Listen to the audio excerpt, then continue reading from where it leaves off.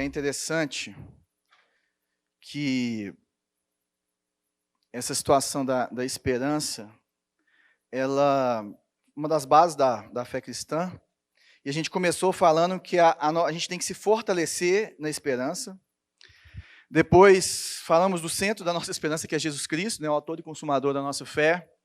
Semana passada o Juninho falou um pouquinho sobre descanso. Se você não ouviu essa pregação, vai lá no podcast, escuta, que é maravilhosa, sobre o lugar do descanso na nossa esperança do Senhor. E hoje eu quero falar um pouquinho de alegria. Alegria. Porque se a gente está falando que esperança é espera com mais alguma coisa, né, alguma coisa boa, alguma coisa que nos faça ter esperança, que renove a nossa esperança. Nós falamos um pouquinho da esperança viva, né? Como que eu vou esperar sem ter alegria? Como que eu vou fazer isso e de onde vem isso? Né? E se nós olharmos todas as nossas anotações, tudo que está passando aqui, se você escanear aqui, se eu tiver aquele aplicativo da Bíblia, está tudo lá, você pode ler os textos direto. Então eu vou te deixar escanear isso. Se você quiser, já entra aqui no evento. Nós estamos testando isso hoje, achei top. E aí você já vai acompanhando lá, pode fazer anotação, depois pode voltar. Isso aí não precisa do aplicativo? Sem o aplicativo, abre olha só, hein? Tá vendo? Isaac, cada hora me dá uma surpresa nova. Que homem. Solteiro médico, galera. É o seguinte, todo mundo já escaneou aí, vou esperar. Quando a gente fala de alegria, a gente lembra do fruto do Espírito. Porque o fruto do Espírito é amor, alegria, paz, paciência, amabilidade, bondade, fidelidade, mansidão e domínio próprio. Contra essas coisas não há lei. É interessante que Paulo fala o seguinte, é o fruto do Espírito, são vários gomos, e quando o fruto do Espírito está crescendo em nós, ou à medida que ele cresce, à medida que o Senhor vai sendo formado em nós, a alegria interna, ou seja, esse contentamento interno e a alegria externa nos seus relacionamentos, na sua forma de relacionar, ela deve aumentar. Então, à medida que Cristo vai crescendo em mim, vai crescendo em você, à medida que o fruto do Espírito vai crescendo, todas essas nove qualidades aí internas, elas devem crescer de uma forma meio que proporcional dentro de nós. Só que na visão popular, Deus não é um Deus alegre, né? É aquele barbudo, carrancudo, com um cajado na mão, que fica olhando para você, que fica olhando para mim. Mas se nós olharmos para a Bíblia, nosso Deus é um Deus muito alegre. Se você olhar primeiro para a criação não é uma necessidade de Deus, não é um Deus que está carente, porque Ele é suficiente nele mesmo, mas é um transbordar da plenitude de alegria dele. Ele queria derramar contentamento, Ele queria derramar alegria, e Ele cria todas as coisas. Se nós olharmos o batismo de Jesus, o que Deus fala para Jesus quando Jesus é batizado por João Batista? Esse é meu filho amado, em quem eu tenho prazer, em quem eu tenho alegria. A vida do meu filho amado me traz alegria. Se nós lemos o Salmo 100, aclamem o Senhor todos os habitantes da terra, prestem culto ao Senhor com alegria, entrem na sua presença com cânticos alegres. Olha isso, prestem culto ao Senhor como? Com alegria. Então o culto cristão, o culto judaico também, ele tem que ser um culto alegre. Nós temos que entrar na presença dele com cânticos alegres, reconhecendo que ele é o nosso Deus. Ele nos fez e somos dele, somos o seu povo, o rebanho do seu pastoreio. Entrem por suas portas com ações de graças, que também é uma forma de demonstrar alegria. E em seus átrios com louvor, deem-lhe graças e bendigam o seu nome, pois o Senhor é bom e o seu amor leal é eterno, a sua fidelidade permanece por todas as gerações. Nosso Deus é um Deus que quer ser cultuado com alegria, que quer que nós entoemos cânticos, que quer ser servido com alegria.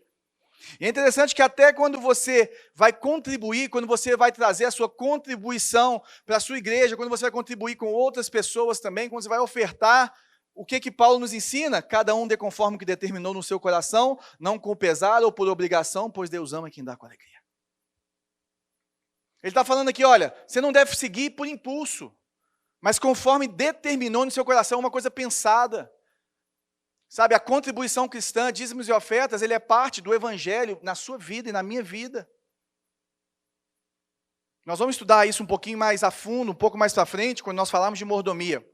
Mas é importante a gente ver o seguinte, que você determina no seu coração quanto que você vai dar. e você dá sem pesar, nossa, vai fazer uma falta nisso aqui, nossa, ou por obrigação. Não é por obrigação, mas é com alegria. Até o seu rico dinheirinho deve sair do seu bolso, junto com esse escorpião que está aí dentro, com alegria. Salmo 16, tu me farás conhecer da vereda da vida, a alegria plena da tua presença, eterno prazer à tua direita. Gente, a presença de Deus é o quê? Plenitude de alegria.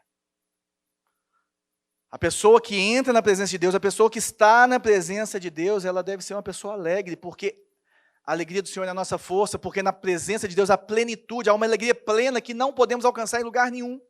Se nós olharmos para a carta aos Filipenses, por exemplo, que é uma das cartas da prisão, ela é permeada de alegria. É uma das cartas que um dos principais temas dela é a alegria. É uma carta que Paulo está preso. Lucas 15, que nós temos lá a parábola do filho pródigo, que nós temos lá a dracma perdida, a ovelha perdida. O que acontece quando isso é achado? Alegria.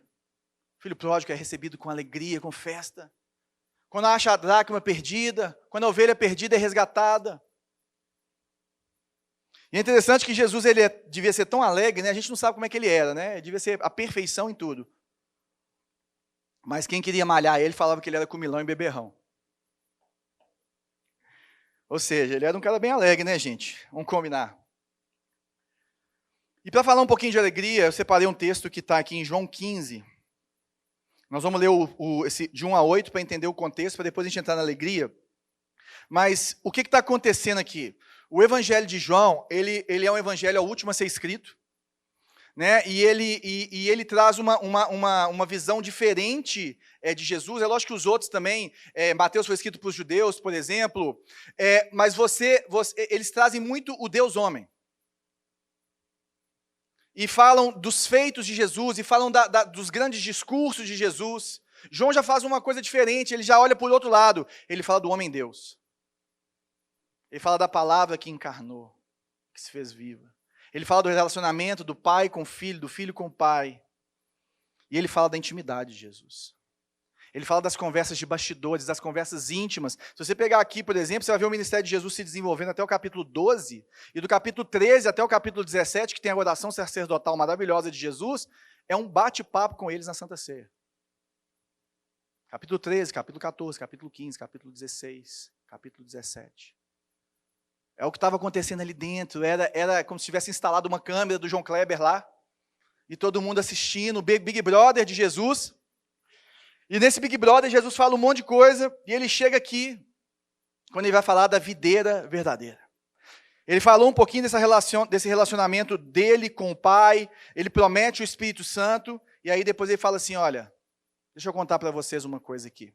Deixa eu mostrar para vocês uma coisa que eu espero de vocês como meus discípulos. Ele vai falar aqui de intimidade com Deus. Então vamos ler aqui, ó. Eu sou a videira verdadeira e meu pai é o agricultor. Todo ramo que estando em mim não dá fruto, ele corta. E todo que dá fruto, ele poda, para que dê mais fruto ainda.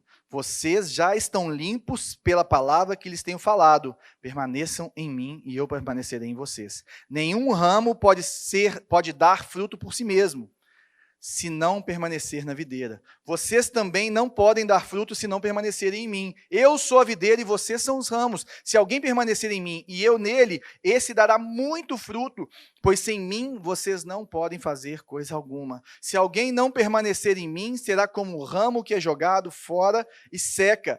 Tais ramos são apanhados e lançados ao fogo e queimados. Se vocês permanecerem em mim e as minhas palavras permanecerem em vocês, pedirão o que quiserem e lhes será concedido. Meu Pai é glorificado pelo fato de vocês darem muito fruto e assim serão os meus discípulos. Então, nessa introdução, ele não falou de alegria aqui, ele vai falar de alegria no verso 10 e 11 aí.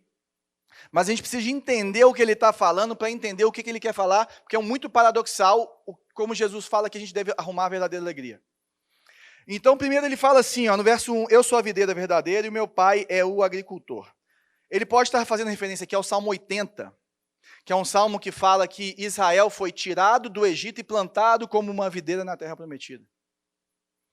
E aí Israel, ele tem uma figura de videira em toda a Bíblia, ele tem essa figura, principalmente no Antigo Testamento. E aí Jesus está falando assim, olha, vocês estão olhando para Israel, vocês estão pensando que a salvação está em Israel, mas eu sou o verdadeiro Israel. A salvação está somente em mim. E existe uma relação trinitária também aqui, né, que ele fala assim, olha, o pai é o agricultor. E eu sou a videira verdadeira, ou seja, através dele nós temos vida, nós somos alimentados nele, mas o pai, ele também tem esse papel daquele que poda, daquele que cuida. Né? Ele poda e cuida para quê? Para que nós possamos ficar mais saudáveis e produtivos. E esse que é essa consequência que a gente tem. Então, para ser crente, gente, você tem que estar ligado vitalmente em Jesus. Existe um relacionamento íntimo e que começa no novo nascimento, que começa nas nossas vidas, que nós temos que estar sempre nos fortalecendo nele, porque quem não está nele não foi adotado, quem não está nele não nasceu de novo, quem não está nele não tem nada. O verso 2 fala assim, ó, todo ramo que estando em mim não dá fruto, ele corta, e todo que dá fruto, ele poda, para que dê mais fruto. Ou seja, o Pai trabalha em todo mundo. Aqui eu não entendo o que é em relação à perda de salvação, em relação a cortar, porque eles estão nele. Como eu não acredito que existe perda de salvação, então não tem como tirar fora. Mas ele está falando que é inútil. Ele está falando que de alguma forma ele vai separar essas pessoas, de alguma forma vai ter uma diferenciação para que essas pessoas possam perceber que elas não estão dando fruto, porque a poda e cortar fora são coisas diferentes. A poda, ela é para que um ramo não atrapalhe o outro. A poda, ela é para que o ramo cresça para o lugar certo, na direção certa, para que ele dê mais fruto. Essa é a poda. O cortar fora é simplesmente arrancar. E depois ele vai falar o seguinte, no verso 3, vocês já estão limpos pela palavra que lhes tenho falado. Ele está falando assim, olha, vocês já foram justificados pela fé, vocês já estão em mim. Vocês também, alguns estudiosos vão falar que eu já falei para vocês várias coisas, que é carregar a sua cruz, né, que vocês já aprenderam muitas coisas de mim, vocês já estão sendo lavados pela minha palavra, mas eu preciso que vocês permaneçam em mim, no verso 4, e eu permanecerei em vocês. Nenhum ramo pode dar fruto por si mesmo, se não permanecer na videira. Vocês também não podem dar fruto, se não permanecerem em mim. O que seria permanecer? Esse é um dos pontos muito importantes em relação à verdadeira alegria. Permanecer não está ligado na salvação, está ligado na perseverança. Permanecer está ligado na sua intimidade, está ligado numa escolha sua diária de se aproximar de Deus, de se entregar para Ele, sabe, de ter uma vida diária de disciplina espiritual, buscar um relacionamento, sabe, porque quando a gente permanece, a gente fica firme nas adversidades e a gente fica firme na poda, porque poda dói. E a gente às vezes não sabe se é poda, se é o inimigo, né, e está repreendendo tudo, e muitas vezes Deus está agindo na nossa vida, Deus está tirando as coisas para que você possa ver Ele. Deus está tirando aquilo que está te atrapalhando para que você possa olhar somente para Ele, porque no final da história, meu querido, o que Ele quer é você. No final da história, Ele quer formar Cristo em você. E isso é a prioridade número 1 de Deus. Ele vai tirar qualquer coisa da sua vida que esteja atrapalhando isso. É isso que acontece aqui.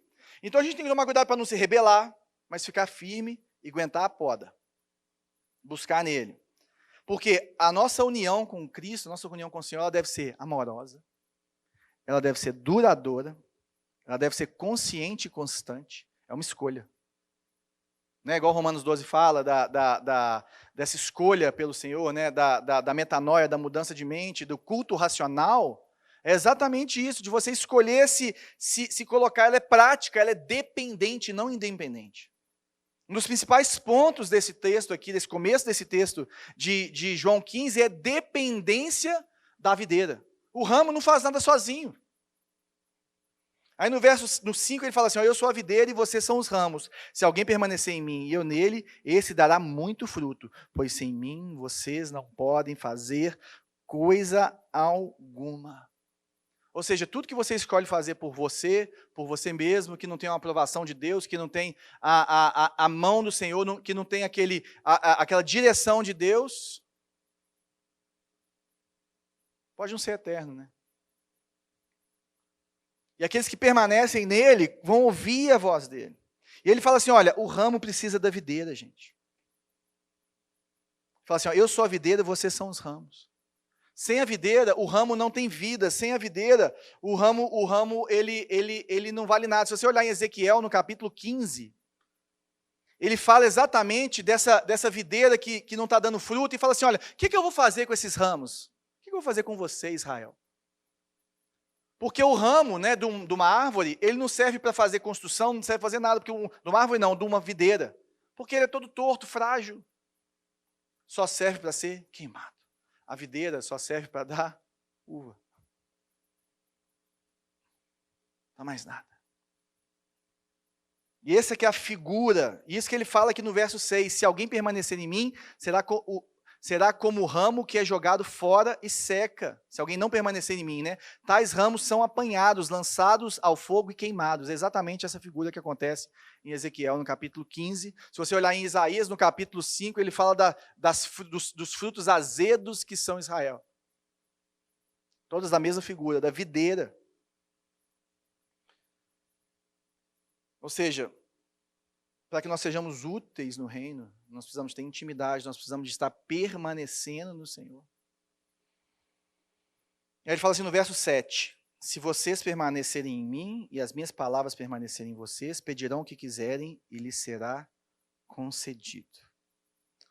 É interessante que, à medida que nós permanecemos nele, à medida que nós nos aproximamos dele, à medida que a palavra dele começa a fazer diferença na minha vida, na sua vida, de forma prática, no meu coração, no seu coração, de forma prática, nós começamos a ser transformados e começamos a entender a vontade dele, e aí a nossa oração vai ser uma oração conforme a vontade dele, ele vai falar amém, receba. Ele fala assim, olha, as minhas palavras precisam permanecer em você. Ou seja, a minha vontade, aquilo que eu quero, a forma como eu quero, a forma de lidar com a vida, tudo é da forma como eu te chamei para ser. A palavra do Senhor, gente, não adianta isso é muito simples. Se ela nos deixa mais arrogantes e distantes das pessoas, se ela nos faz amar menos, tem alguma coisa errada com a forma como você está lendo a Bíblia. Porque o próprio Senhor falou aqui em João que o mundo vai nos conhecer pelo nosso amor uns pelos outros. Pela forma como nós nos relacionamos. Ou seja, quando Cristo é formado em nós, o amor tem que crescer. Ele vai falar isso aqui na frente. Ele fala assim, olha, meu Pai é glorificado pelo fato de vocês darem muito fruto e assim serão os meus discípulos. Ou seja, quem é discípulo do Senhor? Aqueles que ele chama de discípulos são aqueles que dão muito fruto. E dar muito fruto, gente, não é um esforço para dar o fruto, mas é um sacrifício para estar na videira. É muito doido isso. Você se aproxima de Deus, você recebe de Deus, você permanece no Senhor, você permanece em Cristo, o Senhor vai te podando, aí chega aquela pessoa e fala assim, nossa, sabe aquela conversa que nós tivemos? Sabe aquela oração que você fez por mim? Sabe aquele papo? Sabe aquilo, não sei o quê? Nossa, eu olho para você e eu vejo isso, aí você vê o tanto de gente que você abençoa com a sua vida, que você não tem a mínima noção do impacto que a sua vida tem na vida dos outros. Essa é a vida do discípulo. Porque o Senhor transborda através deles. O verdadeiro discípulo, ele permanece, ele busca o Senhor, ele tem essa disciplina, mas o que isso tem a ver com alegria, gente? Se a gente ler os versos 9 a 11, nós vamos ver onde que ele quer chegar. Como o Pai me amou, assim eu os amei. Permaneçam no meu amor. Se vocês obedecerem aos meus mandamentos, permanecerão no meu amor. E assim como eu tenho obedecido aos mandamentos de meu Pai, em seu amor permaneço. Tenho-lhes dito essas palavras para que a minha alegria esteja em vocês e a alegria de vocês seja completa, plena. Ou seja, Jesus, ele começa uma conversa aqui que termina onde? Ele está falando assim, olha, se isso aqui acontecer, a sua alegria vai ser completa, plena. Só que é meio bizarro, porque ele fala de 3 coisas aqui, amor, obediência e alegria. E normalmente essas coisas elas não combinam se nós olharmos com os nossos olhos carnais. A obediência é sempre dolorida, é sempre sacrificial, ela nunca vai, muito difícil ela gerar alegria na gente. Então, primeiro eu queria falar um pouquinho, antes da gente voltar aqui para o texto, queria passar por algumas formas que a gente tem para buscar alegria. Isso está num Perguntas e Respostas do Tim Keller, sobre alegria. Então, como nós encontramos alegria? Ou seja, como que a gente é ensinado a encontrar alegria hoje em dia? De 3 formas, 2 dessa e uma da Bíblia, né?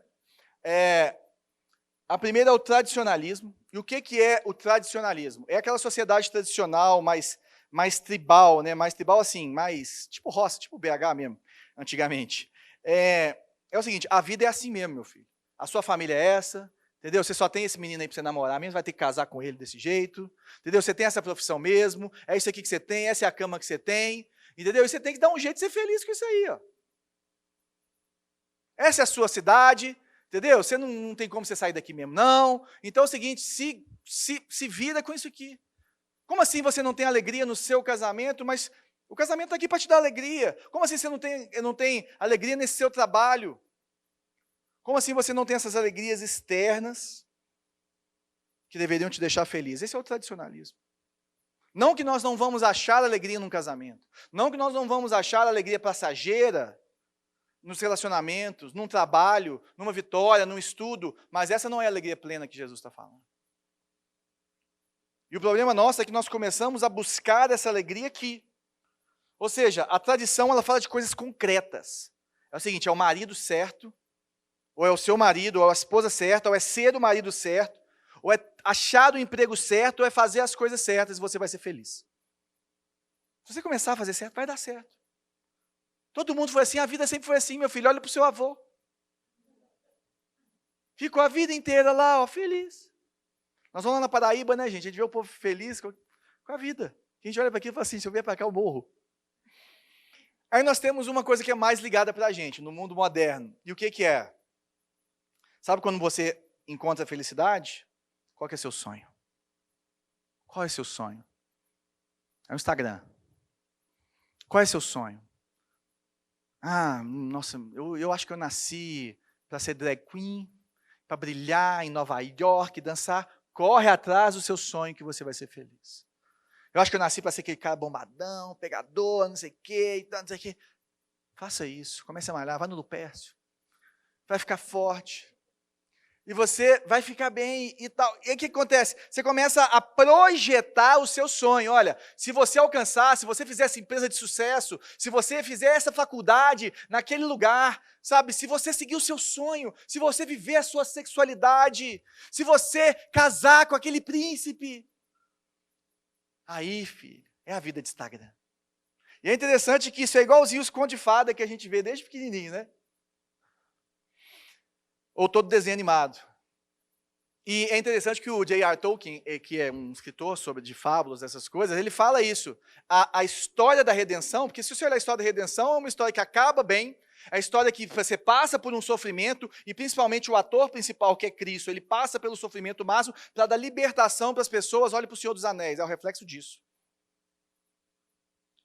Então essa história do herói, ela tem que sempre ter um espelho do evangelho. E aí você vai ter sucesso na sua ficção. Olha que louco. Olha que louco. Tudo é cópia. Agora, eles falam o seguinte, olha, basta você se esforçar o bastante para alcançar os seus sonhos. Basta você acreditar o bastante que você vai ser feliz.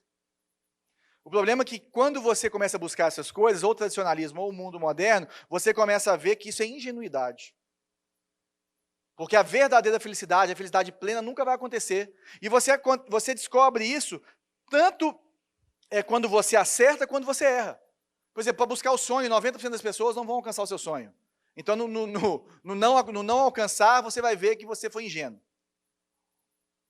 Agora, aqueles caras também que alcançaram aquele sonho de fazer uma empresa de sucesso, de casar com a mulher mais bonita do colégio, da faculdade, sei lá o que era o sonho da pessoa, na hora que ele alcança, sabe, na hora que ele forma, né, igual nós temos muita gente da medicina, que é um sonho, é uma coisa que você se entrega. Aí você forma, sou médico e tal, mas agora eu preciso, né, trabalhar e ser médico. Não é só formar.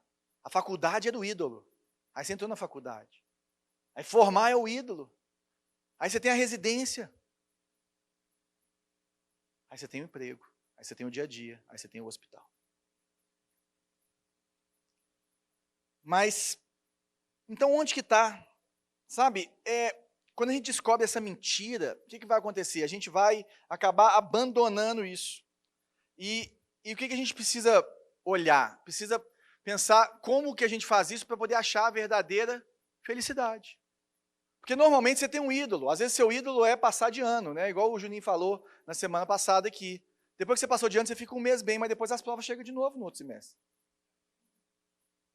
Né? Você quer receber o seu primeiro salário, aí os boletos vêm junto. Seu ídolo é o seu time. Né? O meu ídolo, por exemplo, eu quero ter felicidade com o Galo. É uma coisa que já tenho muitos anos de vida, já sei que eu não vou ter. Eu estava falando aqui hoje de manhã que eu, o Juninho e o João Pedro, que é lá do Vila da Serra, a gente, quando ele era adolescente, a gente era um pouquinho mais novo, a gente ia e o que a gente viu o Galo perder para o Botafogo, vocês não acreditam não, gente. O Galo conseguia perder para o Botafogo 3 vezes em 2 semanas, porque era a Copa do Brasil e o Campeonato Brasileiro. Mas a minha vingança chegou hoje, porque eu posso falar também que se vocês comemoraram muito os títulos do seu time, você não vai subir esse ano. E vai continuar amargando uma Série B com aqueles pernas de pau e vendo seu time jogar terça-feira, entendeu? Então, se isso é da sua redenção, sabe o que você está fazendo agora? Não gosta de futebol ou torço para o América? Porque o América tem o Lisca, que é o bicho doido, e está em primeiro lugar da Série B. E isso chega nesse ponto de como lidar com isso, porque a primeira estratégia é trocar. Se o Cruzeirão cabuloso, insubível, não me dá mais alegria, o que eu vou fazer? Eu vou para o Ameriquinha. Ou eu vou esquecer o futebol, e agora eu vou ser malhador, e agora eu vou pedalar, e agora eu vou fazer sei lá o quê. Sabe qual que é o nosso problema? A gente começa a trocar de falsa alegria. Isso não resolve. Esse trabalho, aquele trabalho, aquele trabalho, aquele trabalho, aquele trabalho, essa mulher, aquela mulher, aquela mulher, aquela mulher. Essa é a primeira estratégia terrível. A segunda estratégia é a pior, é perseverar. Essa é a do sonho. Sabe por que você perseverou pouco? Isso aí os crentes se apropriam dessa, né? Toma posse, vai mais um pouquinho. Acredita, você está sem fé, irmão. Continua perseverando no seu sonho, que Deus vai te dar o seu sonho, que Deus te fez de cabeça e não cauda. Quem é você para saber os planos de Deus para você, meu filho? Baixa a cabeça e segue o jogo. Mas é interessante que essa estratégia de perseverar, sabe qual é o problema dela? Se você seguir ela, você só vai parar para pensar que você está sendo muito ingênuo quando você der bizil, quando você capotar. E aí quando você capota, você fala assim, nossa, eu corri atrás do vento. Quando você fica mal, sabe? E esse esforço vai te deixar tão ocupado que você não vai ver que você está sendo ingênuo também de buscar a verdadeira alegria. Gente, não tem nada contra você correr atrás do seu sonho, quando você sonhar, e eu acho que você deve sonhar, buscar em Deus o seu sonho, buscar em Deus a sua profissão, sabe, ser excelente naquilo que você faz. A questão não é essa, a questão é onde que está isso, e se isso é o último na sua vida. Porque aí nós começamos a ver que nada nesse mundo me satisfaz. Crente, nada nesse mundo satisfaz. Né? O problema é que o mundo nos ensina a fazer isso de outra forma. Ele fala assim, olha, isso é o estoicismo. Ele fala o seguinte, já que nada no mundo vai me alegrar, eu vou olhar para dentro, para o meu coração, só que sabe o que eu vou fazer? Eu vou endurecer o meu coração para que eu não sinta mais nada.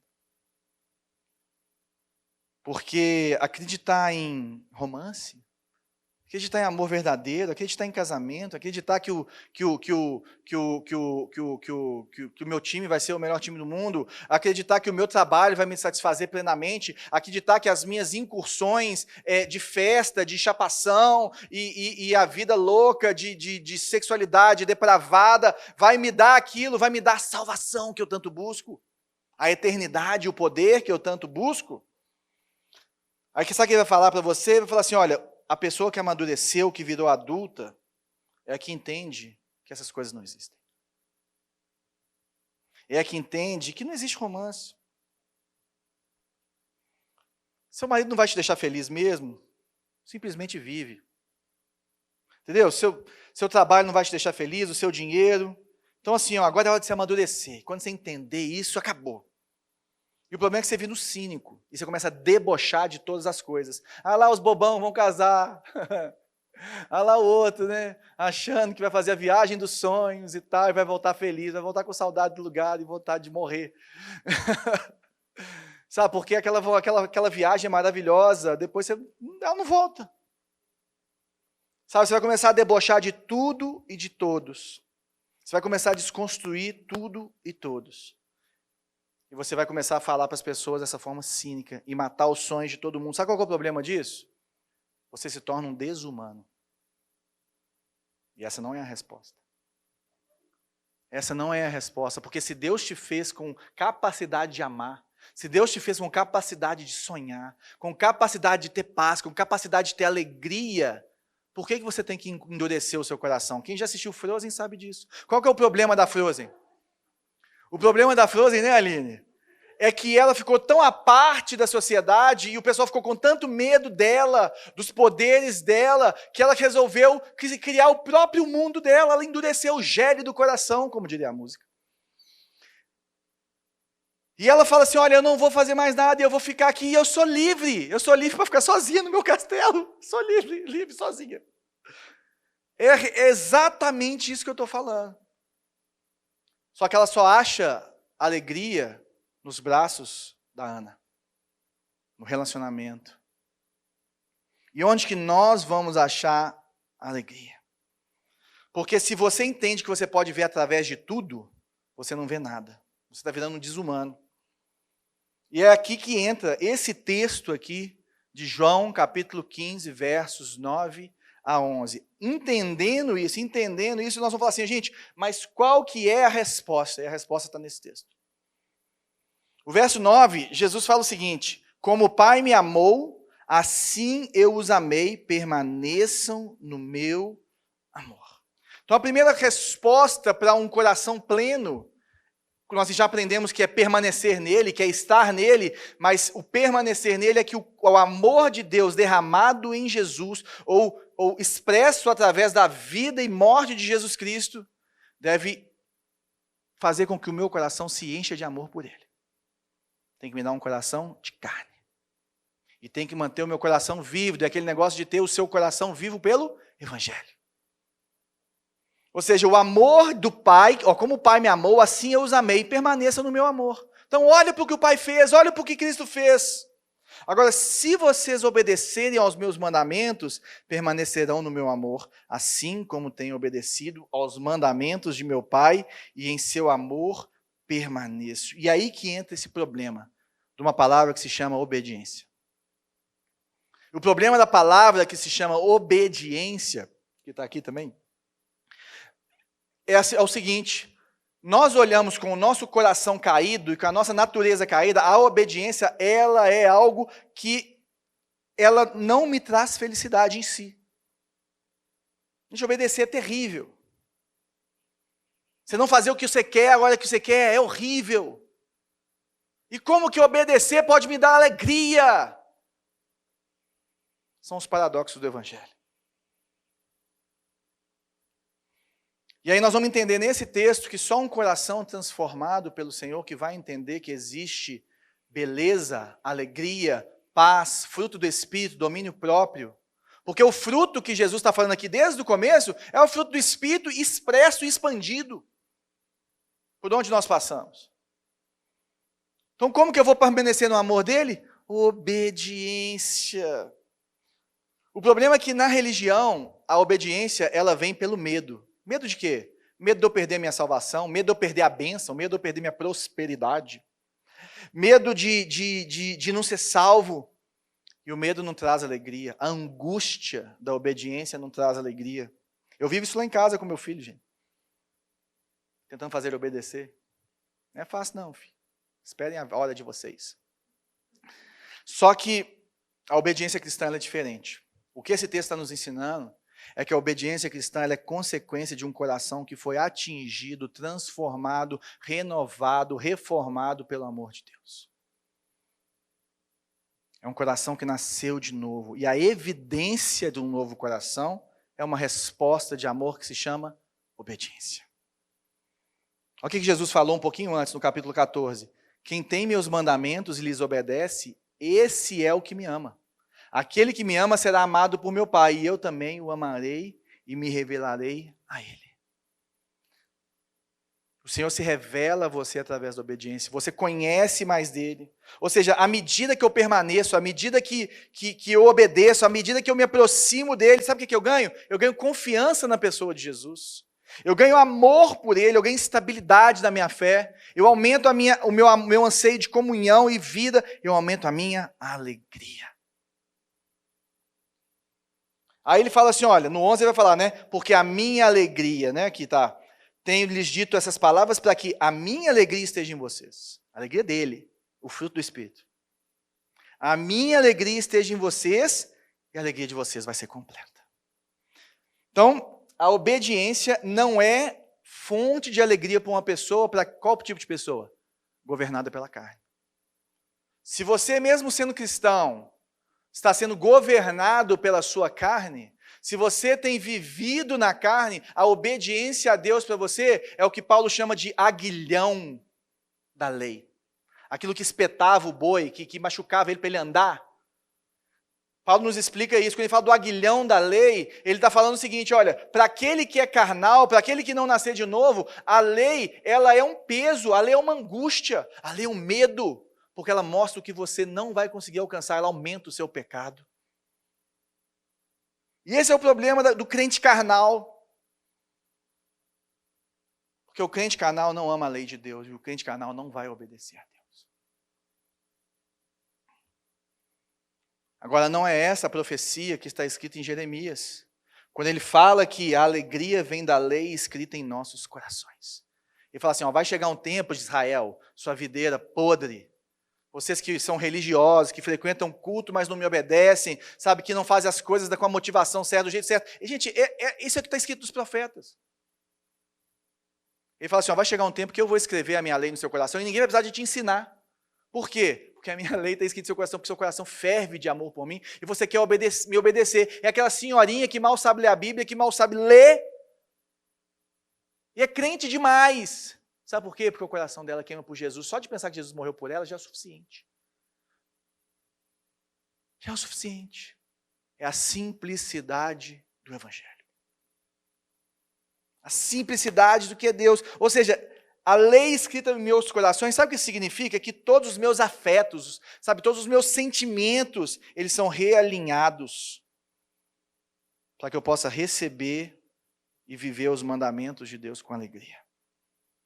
E é isso que o Salmo 1 nos ensina. Como é feliz aquele que não anda na carne, né?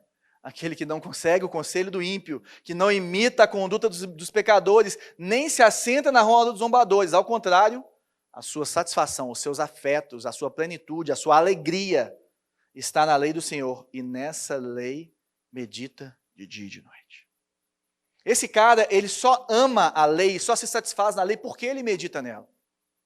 E é onde nós vamos entrar e andar um pouquinho. Ou seja, existe uma alegria na lei de Deus. Sabe, Paulo, em Romanos 7, que é um texto que ele está falando do homem carnal e do homem espiritual, quando ele fala assim, olha, o mal que eu faço, que eu não quero fazer, esse que eu faço, o bem que eu quero fazer, esse que eu não faço, e essa loucura desse antigo, do velho homem com o novo homem, que vai resolver, em Romanos 8, falando exatamente isso, olha, já não há condenação para aqueles que estão em Cristo Jesus, e aquele que vive no Espírito, a lei do Espírito da vida faz parte de mim, e se eu não ando na carne?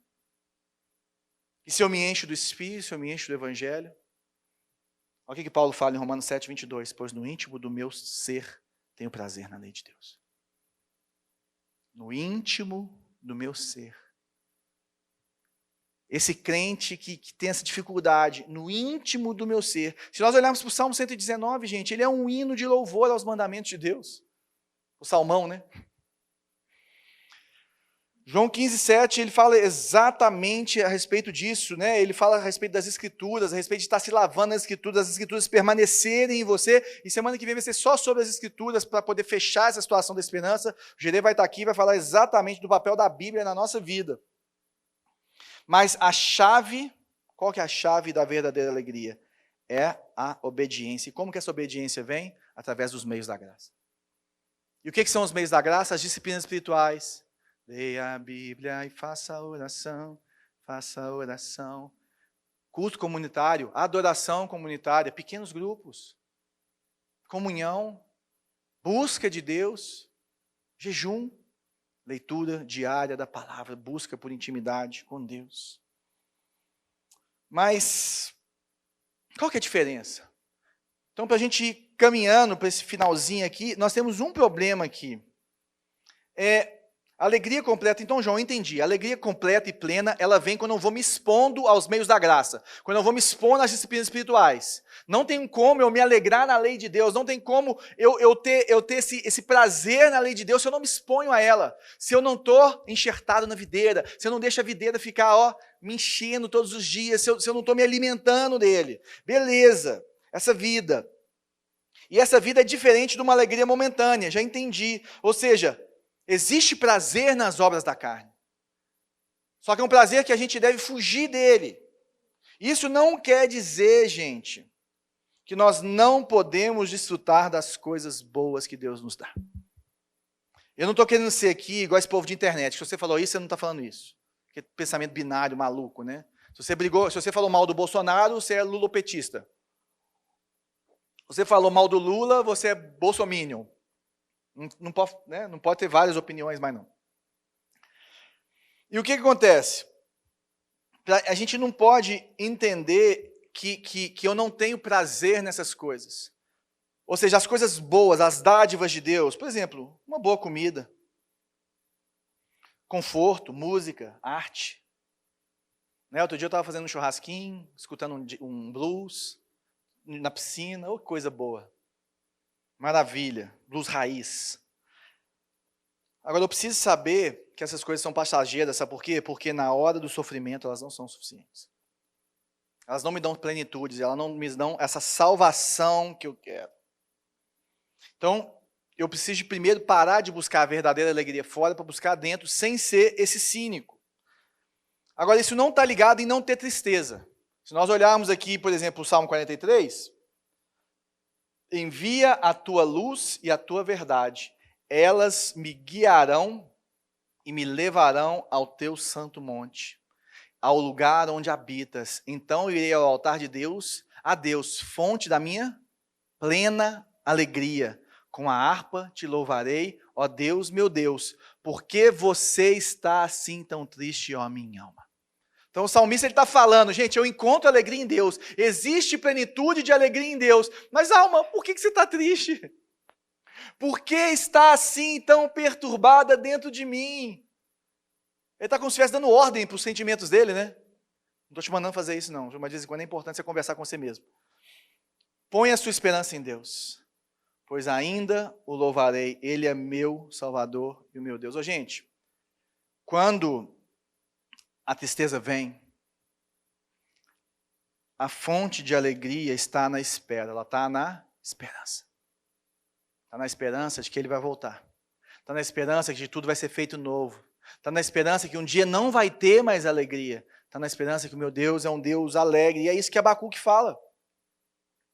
Mesmo não florescendo a figueira, não havendo uvas nas videiras, mesmo não falhando a safra, mesmo falhando, né? Mesmo não florescendo a figueira, não havendo uvas nas videiras, mesmo falhando a safra de azeitonas. Gente, isso aqui é como se tivesse acontecido um Armagedon.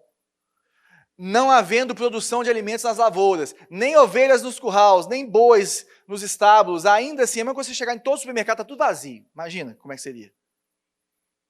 Ainda assim eu exultarei no Senhor e me alegrarei no Deus da minha salvação. O que eu falei de se alegrar no Evangelho?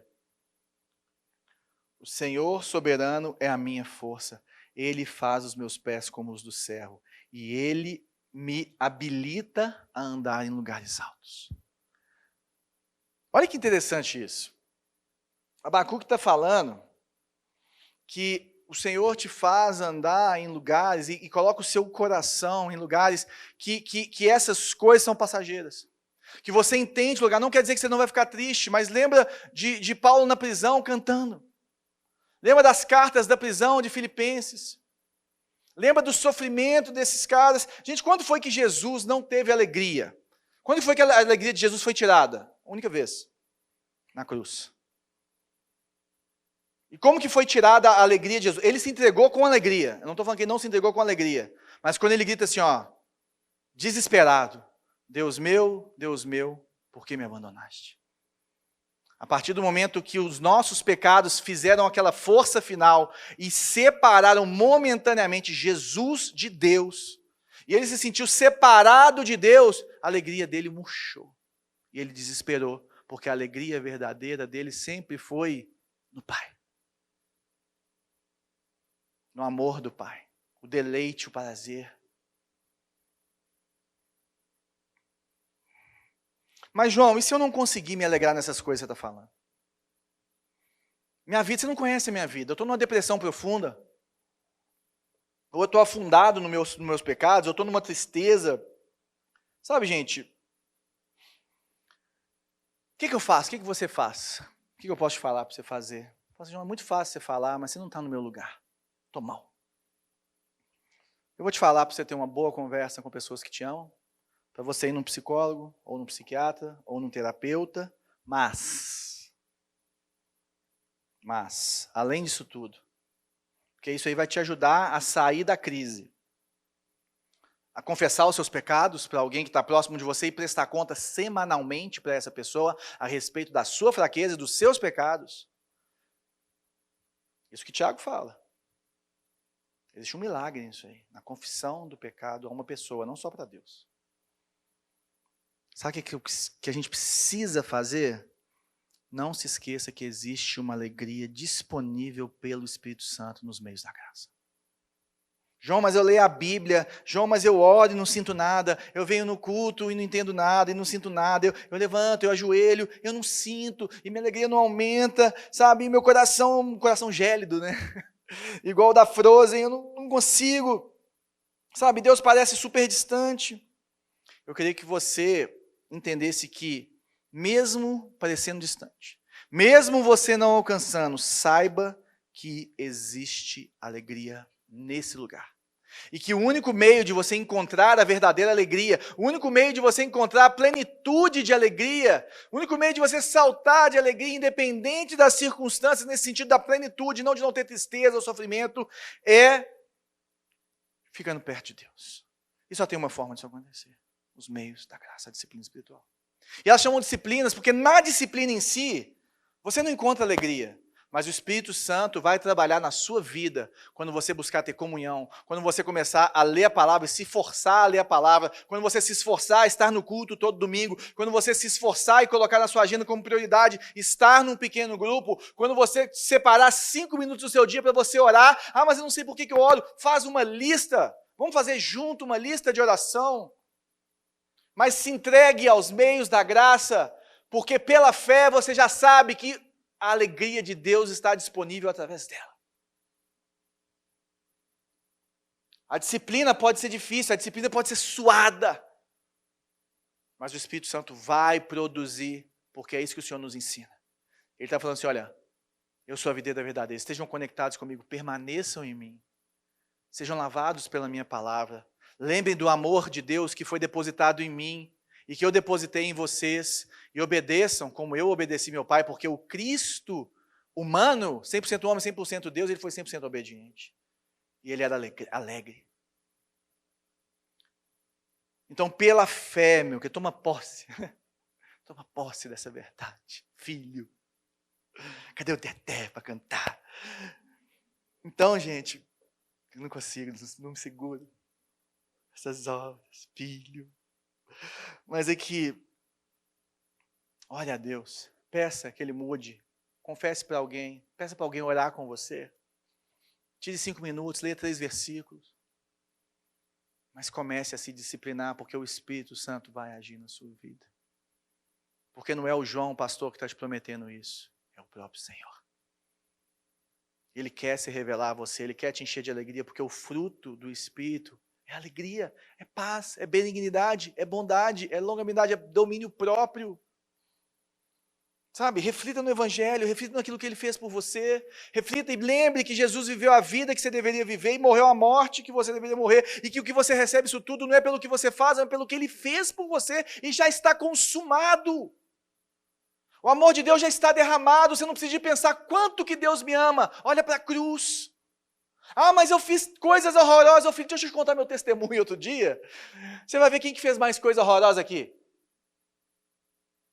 Aí você fala assim, ô João, mas eu fiz mais que você. Mas então olha para Paulo. Olha o que ele fez com Estevão. Olha o que ele fazia em prol da religião verdadeira.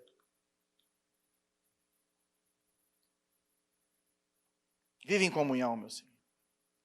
A vida cristã é uma vida que é feita em comunhão. Nós não podemos seguir sozinhos. Esses textos nos mostram isso. A videira tem ramos. E quando Deus vai arrumando esses ramos, é para um não embrulhar no outro, é para que eles possam dar fruto, é para que eles possam cada um ir para o seu lugar certo, é para que eles possam florescer para todos os lugares que são necessários da videira. A videira solta por si mesma, ela produz muito pouco. Mas quando tem um bom agricultor, ela frutifica. Isso é o que Deus quer fazer com você na comunhão. Porque viver sozinho, gente, é um engano. Se fechar nos seus pecados, na sua vida, é perdição. Sabe? E com esse olhar, com esse coração, em comunhão com Deus, em comunhão com os irmãos, em resposta a esse amor que foi derramado por mim e por você na cruz, eu obedeço. Isso me alegra. Eu obedeço não pelo medo. E eu me alegro como? Eu me alegro de satisfazer aquele que fez tudo isso por mim. A minha alegria e o meu desejo é de me tornar parecido com Ele, porque Ele é o homem perfeito. A minha alegria é de querer estar mais perto dEle e fazer tudo pertinho dEle para poder estar conhecendo mais dEle, refletindo o amor dEle. Porque o coração deseja algo que nada nesse mundo pode satisfazer. Pergunta apologética, de aula de apologética. Por que, o Johnny que fez Labri conversou muito sobre isso. Em cima do que eu vou mostrar aqui agora, que foi C.S. Lewis, eu descobri em mim mesmo desejos os quais nada nessa terra pode satisfazer. E a única explicação lógica é que fui feito para outro mundo. Sabe por que nada nesse mundo satisfaz? Sabe por que o estoico ele precisa se fechar? Porque ele não encontrou o verdadeiro Deus que é provedor de alegria.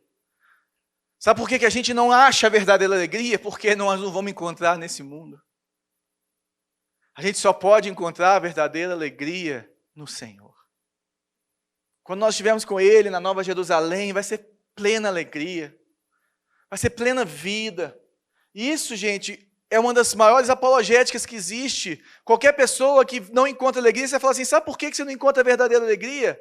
Porque isso é uma prova que Deus existe, porque só Ele pode te satisfazer. Porque se Deus não existisse, você encontraria alegria plena nesse mundo e nessa vida. Mas o nosso Deus é um Deus vivo, é um Deus criador, é um Deus real. E Jesus é um Deus conosco. Por isso que nós somos criados para outro mundo. E esse vácuo de alegria que tem no seu coraçãozinho aí, ele só pode ser resolvido na plenitude de Deus. Só pode ser resolvido permanecendo em Deus. Só pode ser resolvido obedecendo a Deus. Não por obrigação, mas como resposta de amor. Vamos orar. Senhor, muito obrigado por essa noite.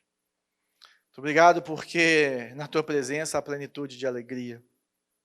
Muito obrigado, Senhor, porque a Sua palavra nos ensina que o choro pode durar uma noite, mas a alegria vem pela manhã. Muito obrigado, Senhor, porque nós temos muitos meios da graça para chegarmos perto de você. Nós temos uma graça comum e um favor do Senhor que podemos ter poucas alegrias ou cópias da verdadeira alegria sabe, na sexualidade de um casal casado, sabe, numa boa comida, numa boa amizade, numa vitória no emprego, sabe, num conforto de uma casa. Mas isso não resolve. Porque o nosso coração foi feito para a eternidade. Porque nós fomos feitos para caminharmos com o Senhor, Deus, e para te vermos, Deus. Então, Pai, que nós possamos ver a verdadeira alegria, que nós possamos nos submeter ao Senhor e vivermos isso que o Senhor está nos ensinando aqui em João 15, que nós queremos ter essa vida do discípulo, uma vida de obediência, de amor e de alegria. Faz isso em nós, em nome de Jesus, Deus. Amém.